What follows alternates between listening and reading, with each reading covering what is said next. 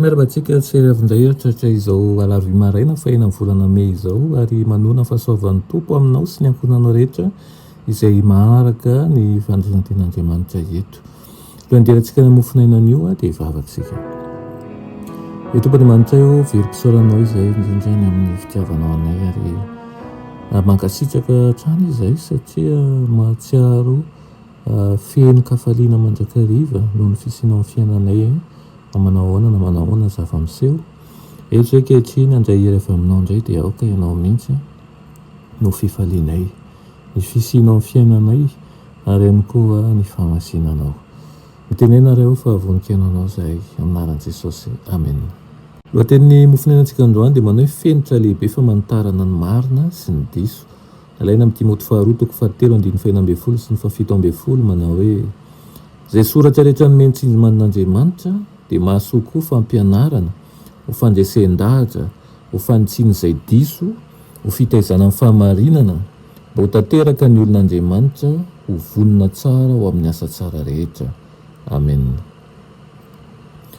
Ao amin'ny tenin'Andriamanitra no ahitana an'izay rehetra ilaina ho amin'ny fanatanterahana ny olon'Andriamanitra, tahaka ny trano firaiketana rena izay feno zava-tsoa sarobidy soa ihany koa izany, nefa tsy takatsika ny asarobidiny sy ny ilantsika mampiasa ny rakotsarobidy ny fahamarinana.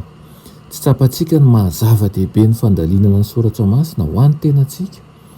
Be dia be tokoa ny manao tsirambana ny fianarana ny tenan'Andriamanitra noho ny fitadiavana tombotsoa ara-nofo na ny fananaram-po amin'ny fialam-boly tsy misy lanjany loatra.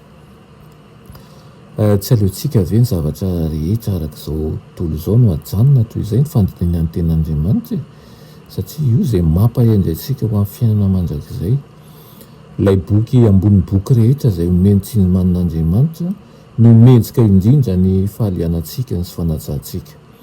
Mifandray ety dia ety amin'ny izay mandinika marina ny soratra masina amin'ny fo ny fanahin'Andriamanitra eo am-pikatsahana ny fahamarinana ambara avy any an-danitra.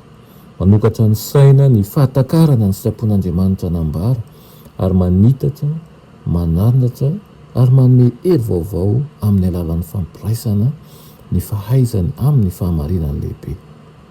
Miankina amin'ny alalan'ireo loha hevitra ifankazarany ny fahatakaran'ny saina ary raha mianatra baiboly ny olona rehetra dia handroso kokoa ny vahoaka, haeritreritra lalandalina kokoa ary haneho fahariatan'ny saina kokoa noho ireo izay nandalina tamin'ny mpahazotoana ny siansa sy ny tantaran'izao tontolo izao fa tsy ny baiboly.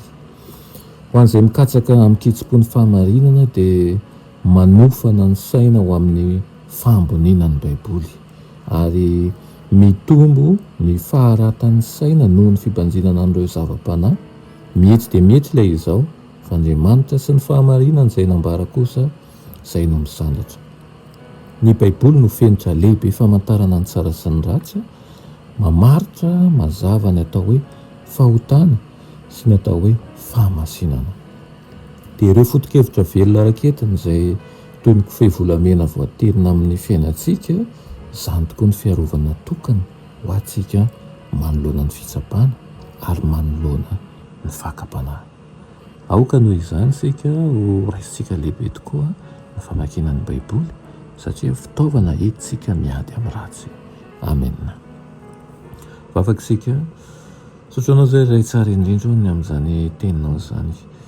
Ampianaro izahay atsapa mandrakariva ihany koa ny fahalehibeazan'ny teninao ka ho raisinay, hohaninay, iainanay ihany koa izany isanandro isanandro. Aminaran'i Jesosy. Amen.